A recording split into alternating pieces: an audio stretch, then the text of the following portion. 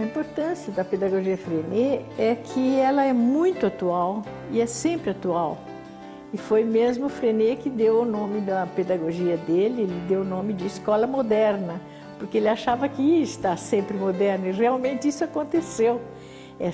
Está sempre moderna, pois os problemas do mundo são os mesmos há muitos anos, e é para resolver esses problemas, para ajudar a resolver esses problemas que a pedagogia Freinet existe. Descobrir Freinet foi descobrir um caminho aberto, grande, seguro de conseguir resolver todas as dificuldades que existem para se educar as crianças, para fazer com que elas vivam e entendam o mundo.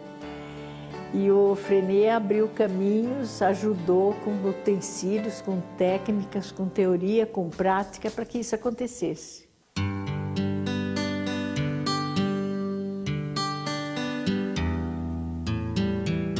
Célestin Freinet nasceu em 15 de outubro de 1896, num vilarejo chamado Gars, no sul da França.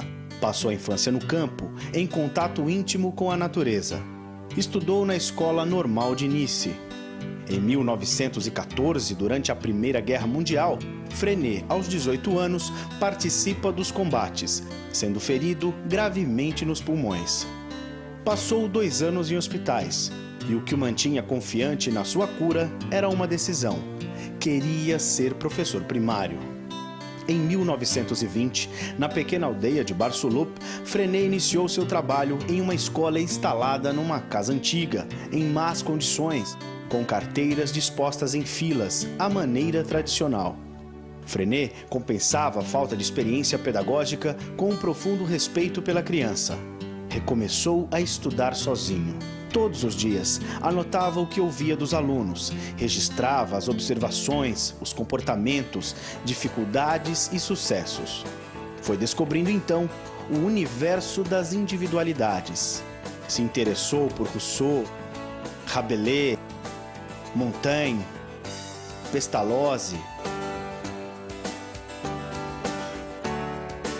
Começou a questionar a eficiência das normas rígidas, filas, horários, programas oficiais. Ficou claro que o que interessava as crianças estava fora da sala de aula, nos animais, na água do rio que bate nas pedras, no sol. Dentro da classe, não havia nada que realmente motivasse as crianças. Logo, algo estava errado. Era preciso mudar. Surge a experiência da aula passeio. Chamava-se aula passeio no começo, quando o Freinet saía para passear mesmo com as crianças. Mas isso foi tomando uma outra forma e acontecendo 2 coisas. Primeiro, que as crianças iam descobrindo coisas. Então, nós chamamos hoje de aula das descobertas. Elas iam descobrindo coisas inesperadas, coisas engraçadas, coisas difíceis de entender. E segundo, que enquanto acontecia o passeio, as crianças saindo com o professor, ia se mudando a relação professor-aluno. Essa foi a grande mudança na pedagogia, de contribuição da pedagogia Freinet, porque mudou a relação do professor sempre num estrado lá em cima, falando, e as crianças ouvindo. Agora não, eram as crianças agindo e interagindo com o professor. Eles se tornaram amigos. Olha pro chão, olha pro chão.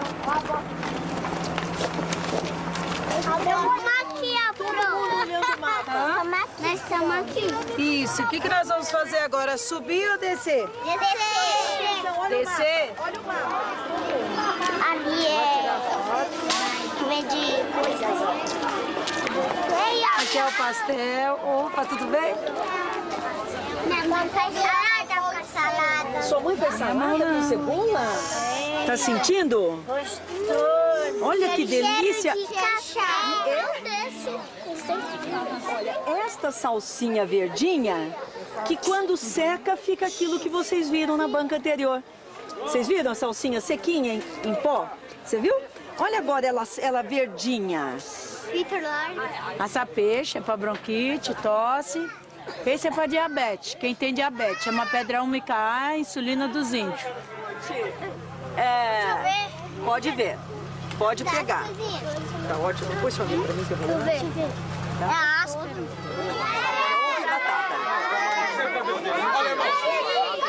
Quer pegar? Onde?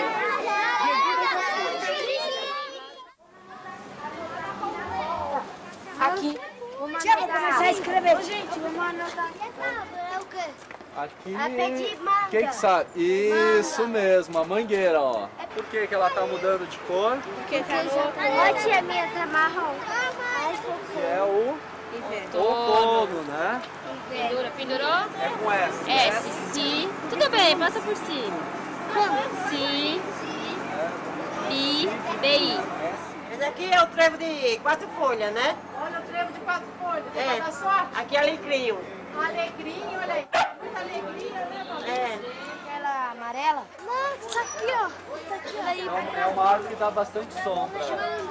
Verdade, ó. Tem verdinho, pata de vaca é o nome da planta, né? A pata da vaca. Aqui, ó. Só que Ela tinha várias plantas na frente da casa dela. Pata de vaca, alecrim, que é aquela... Espada de São Jorge. Espada de São Jorge, que mais? Na volta dos passeios, a atmosfera da classe era outra. Cada um queria contar o que vira, mostrar o que trouxera nos bolsos, lembrar um fato ocorrido. Chegava então a hora da leitura obrigatória, exigida pelo currículo escolar. O encanto se quebrava novamente. Mandar abrir as páginas de livros, nos quais as frases nada tinham a ver com a vida das crianças, era cortar o entusiasmo pela raiz. Frenet sentiu que deveria buscar urgentemente uma nova técnica de aprendizagem da leitura. Em suas buscas, foi muito influenciado pelo livro L'École Active, de Adolphe Ferrier. Ferrier lhe havia revelado o ponto central, a atividade. Durante o ano de 1924, Frenet participa do Congresso da Liga Internacional para a Educação Nova, na Suíça. Toma contato com as principais experiências educacionais da época, mas observou que a chamada Educação Nova dependia de boas instalações, materiais especiais, ou seja, destinava-se a escolas com recursos. Frenet buscava um caminho para todas as crianças, com suas diferenças de inteligência, caráter e posição social. Neste sentido, Frenet buscava uma educação popular. Quando Frenet trouxe uma impressora para a sala de aula, na década de 20, ele abriu um mundo, porque foi essa impressora que mostrou que as crianças numa classe podem acompanhar as criações tecnológicas que existem. Então, começando a trabalhar com uma impressora dentro da classe, uma coisa que, se pensar, é inimaginável, aqueles tipos minúsculos e tudo, mas foi uma surpresa geral. As crianças se interessaram muito, começaram a trabalhar com uma vontade e perceberam que elas que tinham feito um texto pequeno, uma frase, essa frase foi escolhida, trabalhada, bem feita, e depois essa frase foi trabalhada com os tipos, numas caixinhas que o Frenet inventou, umas caixinhas pequenas, onde eram colocados os tipos, para formar a frase e depois imprimir. Foi assim uma abertura infinita, foi a maior coisa que o Frenet fez na sua pedagogia. Porque a dificuldade dele era fazer com que a criança se interessassem por escrever. Escrever o quê? Para quê? Só escrever, pôr num caderno e o caderno ir para a gaveta, não tinha muito sentido. Então, ele ficava pensando como ele ia fazer para que essa coisa escrita pela criança saísse, fosse para algum lugar. E por isso é que ele se lembrou da impressora. Então, ele trazendo a impressora e as crianças começando a trabalhar com a impressora, começando a produzir folhas com textos, com poemas curtos. Com isso, ele ficou entusiasmado. O que poderia ser feito com esses textos? E daí ele pensou, podíamos mandar para os pais. E os pais começaram a ver. Mas em vez de irem textos soltos, ele já veio com a ideia de, se a gente juntasse os textos por semana ou por mês e fizesse tudo junto como um jornal e mandar esse jornal para a família. E a coisa foi crescendo. E as crianças começaram, então, a preparar os jornais para levar para a família ler, com todo entusiasmo. Mas daí ele ficou... o Frenet começou assim, mas só a família, só a cidade? Não, vamos mandar esses jornais para outras pessoas. Agora, quando o Frenet começou a usar a imprensa na classe, ele escreveu uns artigos em revista de educação sobre a imprensa na classe. Esses artigos foram lidos por muitos professores e eles foram ficando entusiasmados de tal maneira que uns 6, 8 meses depois já teve um congresso dos professores que usavam a imprensa na classe.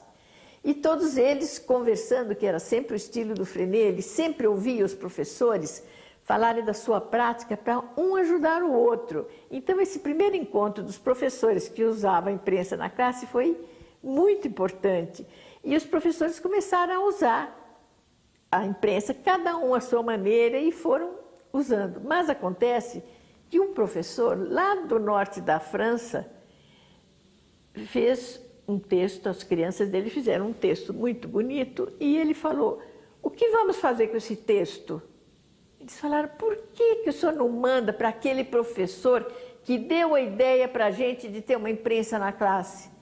Ele falou: então vamos mandar. Fizeram um envelope, puseram endereço e mandaram para a classe do Frenet.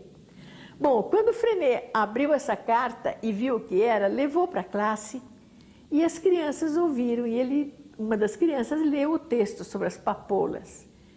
Quando acabou esse texto, escrito, impresso pelas crianças lá do norte da França, e as crianças olharam, acharam lindo, e o Frenet perguntou: o que nós podemos fazer agora com esse?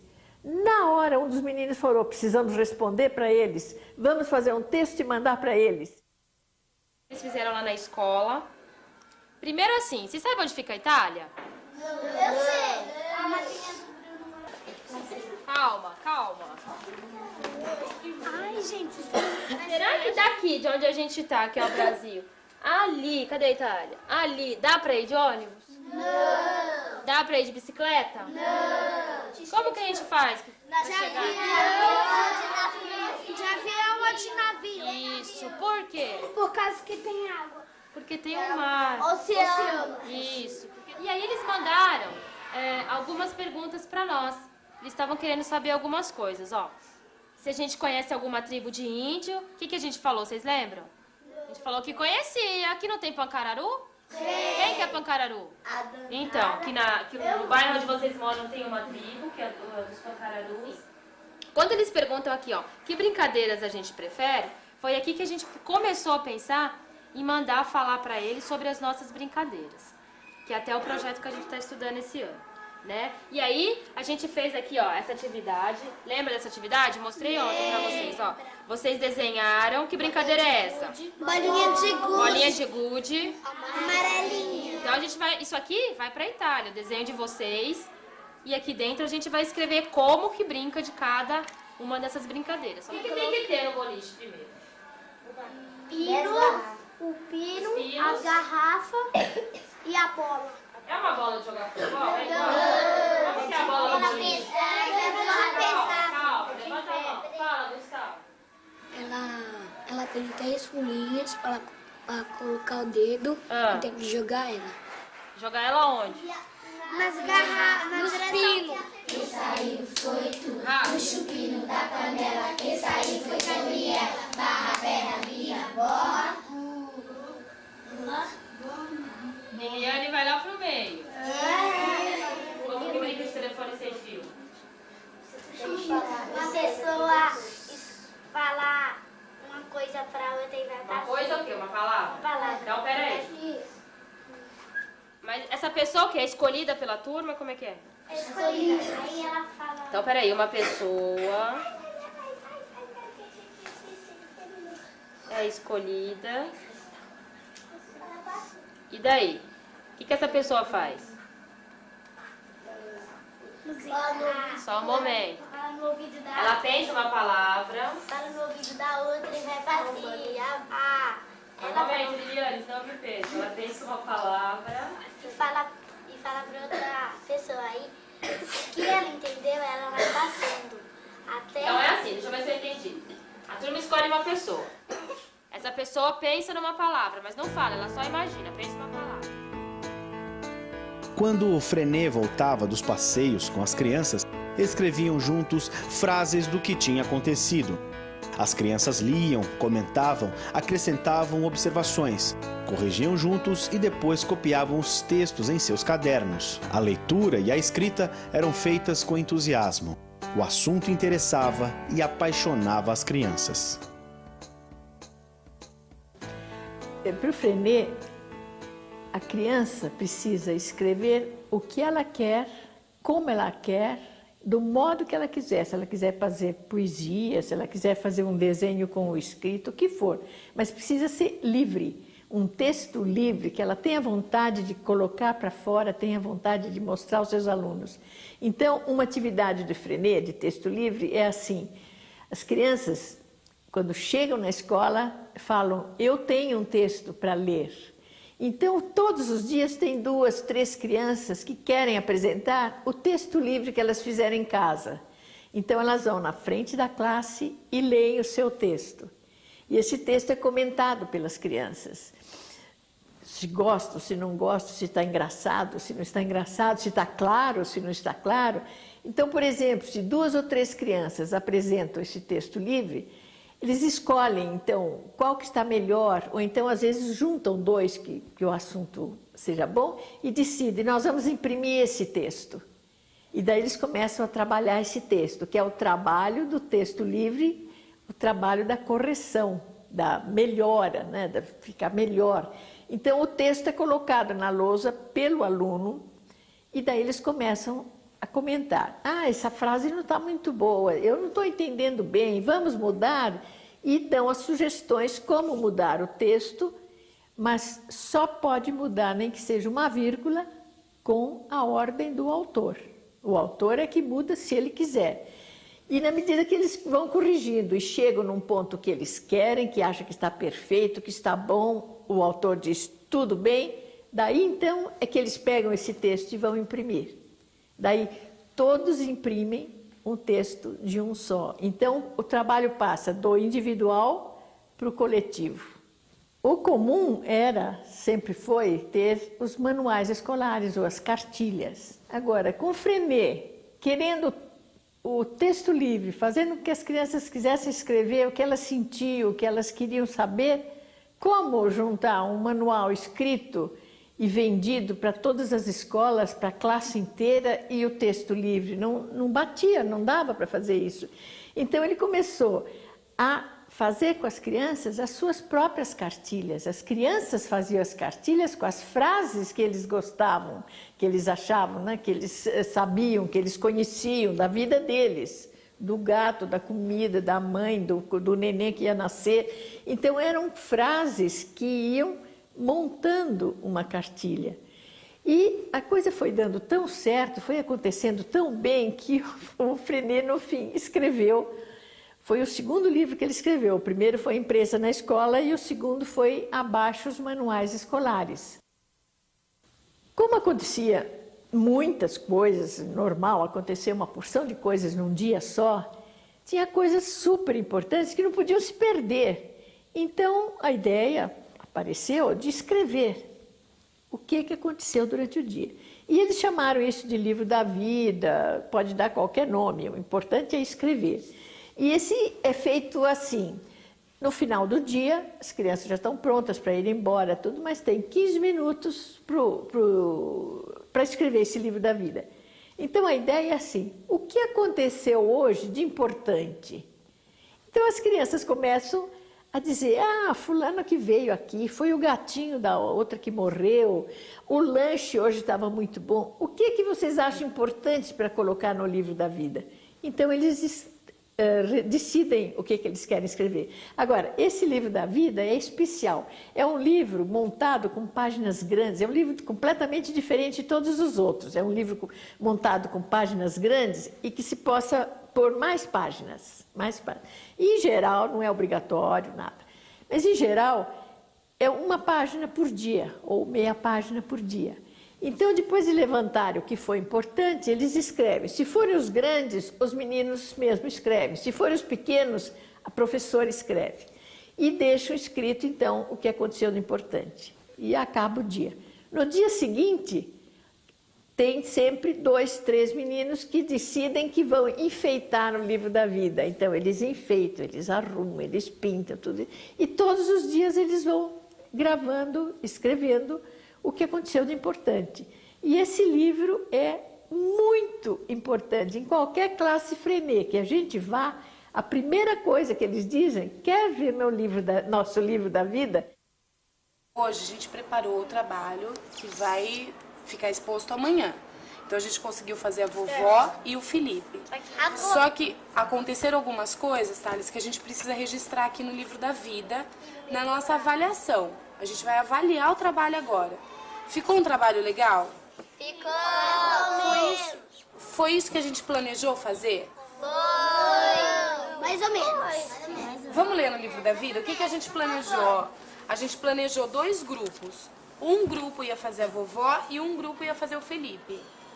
Isso a gente conseguiu fazer? Conseguiu! A gente precisa escrever aqui o que aconteceu durante o trabalho. Tá? Gabriel, você quer falar? A gente foi fazer o Felipe, mas ele ficou mais ou menos. Ele ficou super bom, só que alguém rasgou. Aí esse é o ruim do trabalho. A pessoa que fez não assumiu. Foi no momento que a maioria das crianças estavam trabalhando. Então a gente estava ocupado com o trabalho, a gente não conseguiu ver.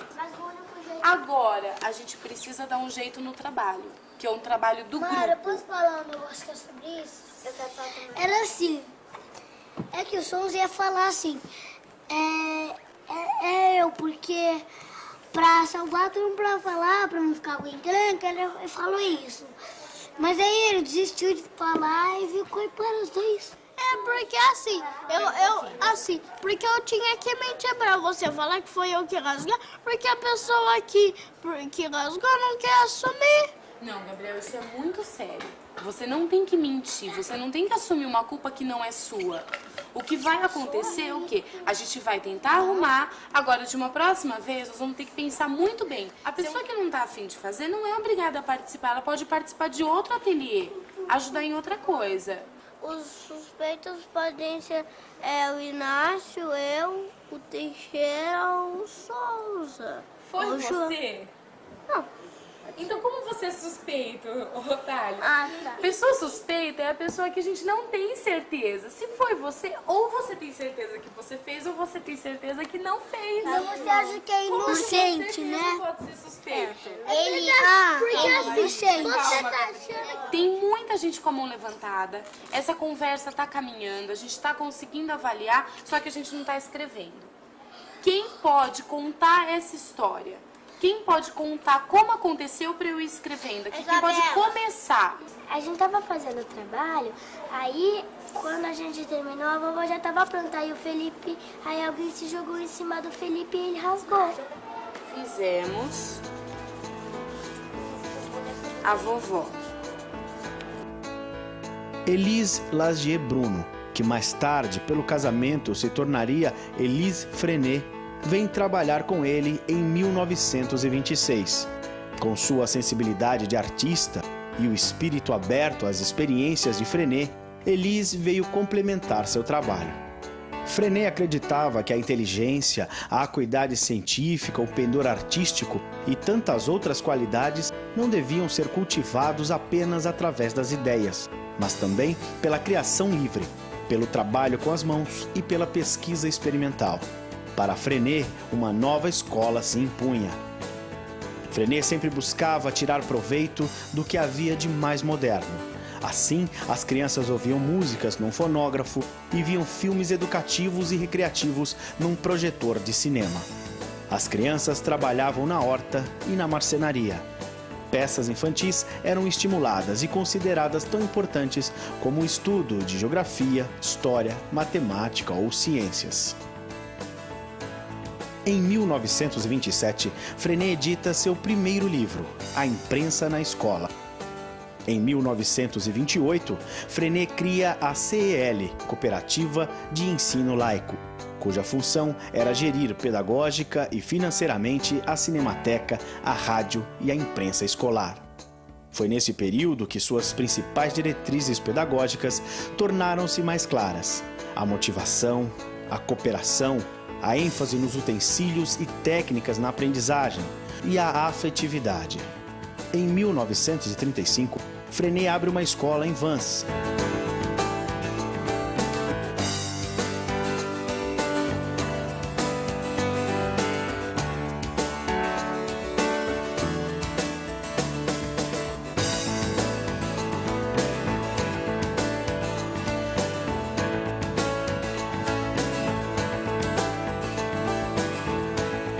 Freinet vai à União Soviética, a congressos na Suíça, Hamburgo, Viena.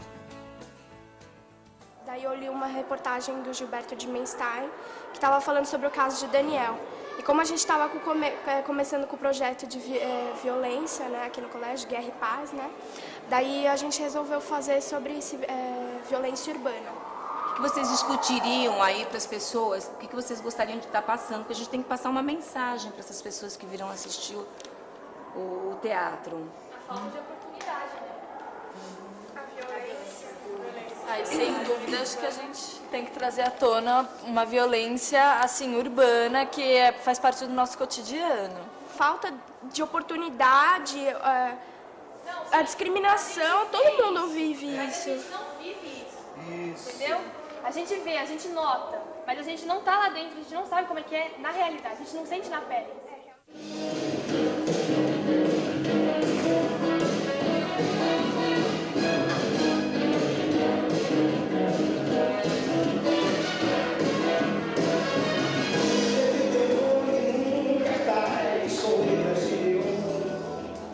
É de sonho e de pó, o destino de um só, feito eu mexer em pensamento sobre o meu cavalo. Daniel Alves da Silva, nome de Batista, morava numa das comunidades mais violentas de Salvador, chamada Bairro da Paz. Bairro da Paz.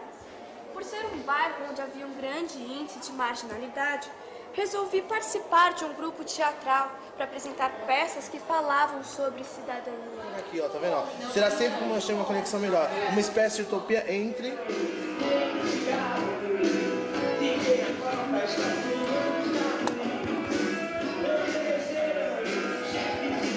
Uma das coisas que eu trouxe aqui, o orégano, né? Quem conhece orégano? Já comeram? Geralmente come na pizza, né? E minha mãe também, ela faz um macarrão. Macarrão com orégano?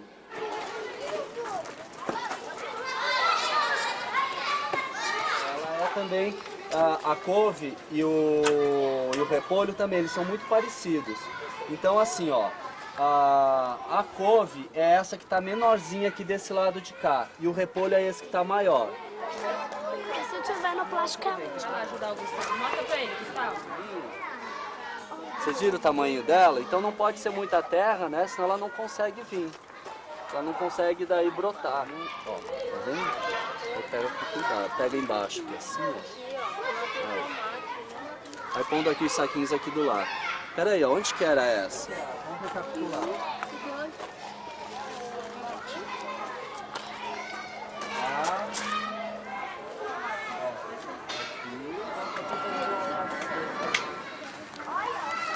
tem que estar mais um pouco. Ó, por que você não coloca ali o filho?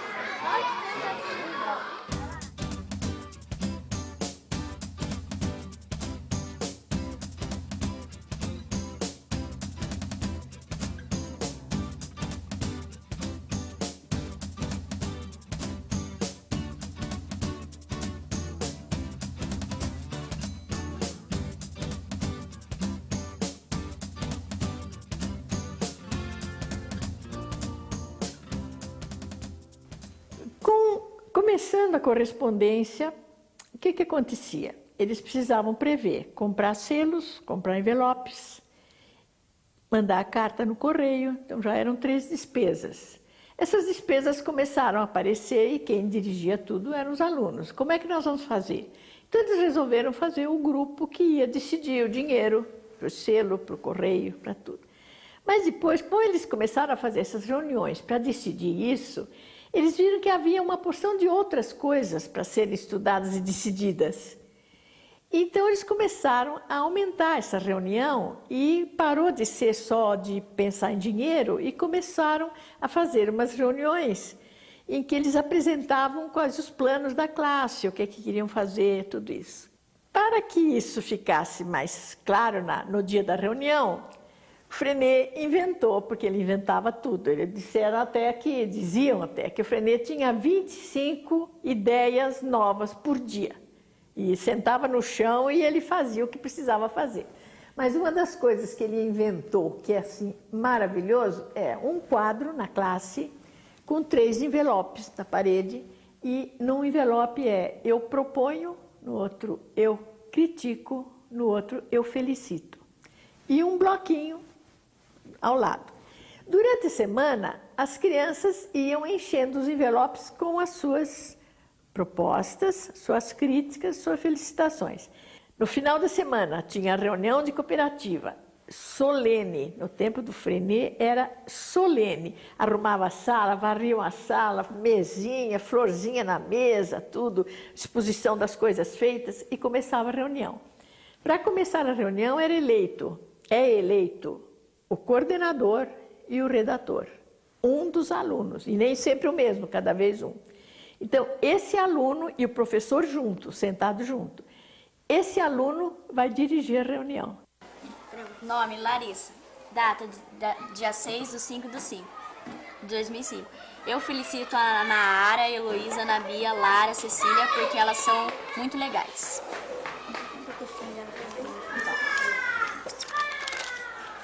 Eu felicito. Eu felicito a Escola Coruminho, porque me tratam bem. Obrigada, Thaís. Eu critico as pessoas que na aula de espanhol não limpou nem guardou tudo. Marina e Matheus. Marina? Foi que numa aula a gente tava fazendo um trabalho, aí deixaram todas as tintas, um monte de coisa ali, a gente perdeu um maior pedaço da aula do Zé, tendo que limpar tudo isso e ainda não guardaram tudo. Pediu pra gente guardar as coisas, muita gente não guardou, pegou o lanche e saiu assim na hora da cruz. Ele falou, gente, volta, vamos guardar. Daí teve pessoas que nem ligaram, daí ficou, eu tive que perder maior tempão do recreio pra ficar aqui ajudando a guardar. Só ajudei um pouco. Ficou eu, Leandro e mais não sei quem. Olha, eu pedi pra arrumar a classe hoje, se ninguém levantava. Eu tenho uma moleza, uma má vontade de estar fazendo as coisas. Joga as coisas no chão e não levanta para jogar no lixo. Se cada um usar as coisas e depois guardar. Fazer a sua parte. Cada um guardar a sua parte? Tá, alguém tem mais propostas? Na aula de espanhol, sim. Mas a última vez melhorou mais porque a gente disse pro Antônio que não tinha. Aí ele não deixava ninguém sair enquanto não tivesse tudo arrumado. Mesmo se tivesse arrumado sua parte, não saía. Léo, agora vai pro próximo, vai. Eu quero saber por que algumas meninas falam que eu gostava do Léo, sendo que eu sou amiga dele. Quem? É da Lara. É da Lara. Coloca nome, gente. Lara.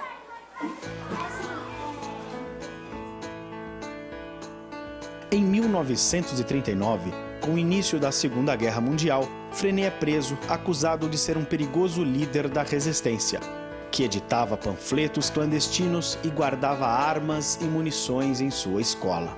É levado a um campo de concentração, aonde vê seu estado de saúde agravar-se. Durante a Segunda Guerra, Freinet foi acusado de muita coisa e, no fim, foi preso, sua escola desmantelada, tudo quebrado, e ele foi preso num campo de concentração. Como ele estava doente, lá no campo ele ficou mais doente ainda e quase com perigo de morte. Então a sua mulher, a Elise Freinet, fez uma grande campanha com os amigos, porque a essa altura já tinha muitos adeptos pela França, pela Alemanha, Itália, adeptos da pedagogia Freinet, que se comunicavam com Freinet e tudo. Então, nessa hora, a Elise procurou todos esses amigos para fazer uma pressão para conseguir que Freinet fosse para o hospital. para ver se ele ainda conseguia se salvar. E conseguiram. Em 1941, Freinet sai da prisão e é acolhido pelos membros da resistência francesa. Durante a guerra, escreve mais 2 livros, Ensaio de Psicologia Sensível e Educação pelo Trabalho. Após a guerra, Elise e Freinet retornam a Vans, onde reconstroem com a ajuda de pais e colaboradores sua escola. O movimento é retomado, chegando em 1948 a contar com mais de 20.000 participantes. Freinet criou utensílios, instrumentos e técnicas para que a criança aprendesse, porque é indissociável ter a teoria e ter a prática. Na prática nós estamos aprendendo e para só a teoria não se aprende bem porque precisa a prática. Então, numa classe Freinet, sempre estão trabalhando. E a prática o que é? É fazer alguma coisa concreta, com um final. Então, se eles estão aprendendo alguma coisa, eles vão saber tentar fazer alguma coisa para preparar, para terminar e para fazer alguma coisa com aquilo que eles fizeram. Precisa ter um objetivo, ou fazer um museuzinho, ou fazer uma exposição, ou pôr numa barraca de troca de saberes. Tem que ter um objetivo. Então, uma classe Freinet está sempre trabalhando, sempre trabalhando. Tem as aulas expositivas, claro, mas não é o principal. O principal é como ele vai fazer com que o conhecimento das aulas expositivas se torne um material concreto. Nous sommes des instituteurs. Et à l'origine, vous savez, nous n'avons pas fait d'études spéciales pour vous dire comment il faudrait orienter les enfants. Seulement, nous avons fait notre travail d'instituteurs. Les instituteurs sont un corps en général de choix parce qu'ils travaillent une matière de choix et que vraiment il faudrait n'avoir aucun cœur pour se désintéresser du travail qu'on fait. Mais les instituteurs travaillaient seuls. Lorsqu'ils avaient une réussite, ils n'osaient pas la confier à leur voisin, de peur que le voisin lui dise « occupe-toi, qu'est-ce que tu viens me raconter ?» Lorsqu'ils échouaient, ils craignaient encore davantage de le dire. Résultat, on ne progressait pas, parce qu'on ne mettait pas en commun les échecs et les réussites. Et ce que nous apportons de nouveau dans la pédagogie, ce que nous avons réalisé peut-être de plus surprenant, c'est que nous avons constitué une coopérative d'instituteurs, techniciens, qui se réunissent, qui publient des journaux et des revues pour employer ma formule habituelle, pour verser dans le creuset coopératif toutes nos recherches, toutes nos trouvailles, nos échecs et nos réussites. Alors nous faisons progresser la pédagogie parce que nous avons ainsi mis en commun toutes nos recherches. Et nous avons, chemin faisant, reconsidéré bien des choses. Parce que vous savez, l'école, je crois que l'école suisse doit être un peu comme l'école française à ce point de vue.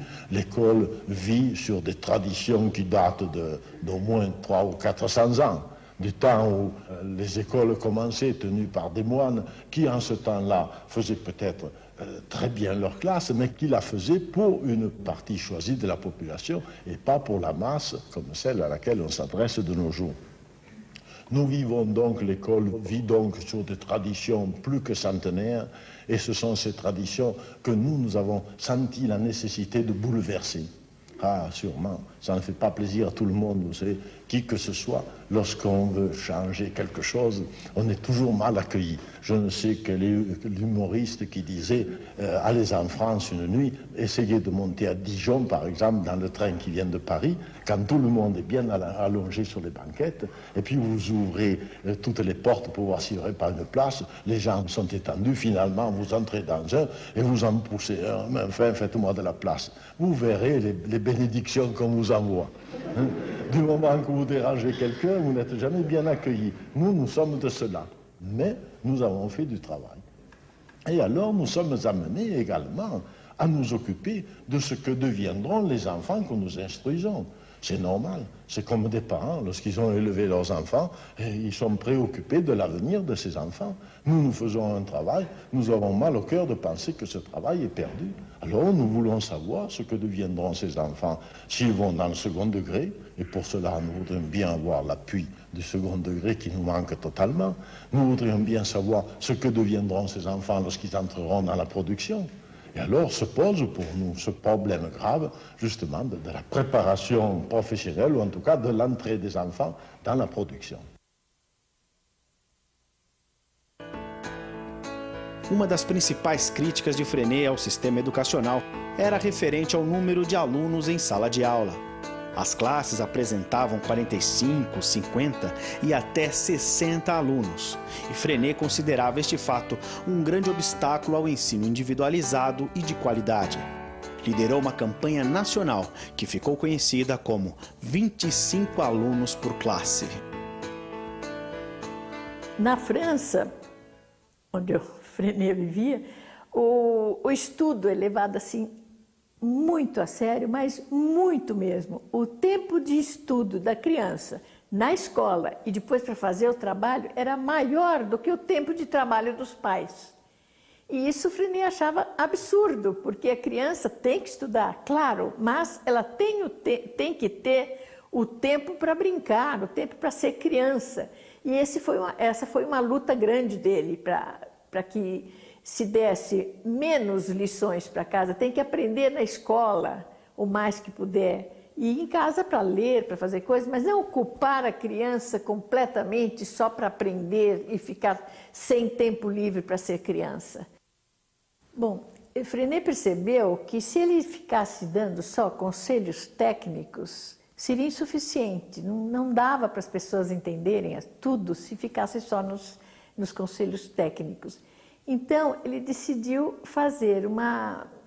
mostrar uma série de princípios a serem seguidos, de valores a serem seguidos, mas também de valores que a pessoa não precisava saber tudo aquilo, ela iria aprender, ia começando a ver se aqueles valores ela concordava ou não, ela ia fazer um esforço para que aqueles valores fossem contemplados. Então, ele criou 30 regras, 30 princípios. E Freinet chamou esses conjuntos de princípios de invariantes. Por que invariantes? São princípios que não variam, seja onde for que eles forem aplicados. Pode ser na África, pode ser no Japão, pode ser em qualquer país da Europa ou no interior do Brasil. Eles não mudam nunca. Os princípios são respeitados, têm que ser respeitados. E ele então escreveu sobre a natureza das crianças, a reação das crianças e as técnicas educativas. Mas sempre numa linha de é bom fazer isto, você já faz, você já consegue fazer? Você está tentando fazer ou você não faz e não concorda? Esses testes com essas invariantes sendo feitos mensalmente numa escola, a professora vai percebendo, ela aceita aquilo ou não aceita? Por que ela não consegue fazer? Não, agora, Vitória, isso eu já consigo fazer. Por exemplo, falar. Uma das invariantes é fale o menos possível. Então, você já conseguiu não falar, organizar de tal modo a classe que quem fale são as crianças? Porque se você falar, as crianças não têm hora para falar. Elas não podem falar. Então, você pode dizer, não, isso eu não consigo, é difícil, mas vou conseguir. Ou então, eu já estou conseguindo, eu já falo bem menos do que eu falava. Ou então, quando ele chega na hora certa, eu já deixo que as crianças falem tudo e eu falo muito pouco. Então, é uma vitória. E assim vão indo as 30 invariantes.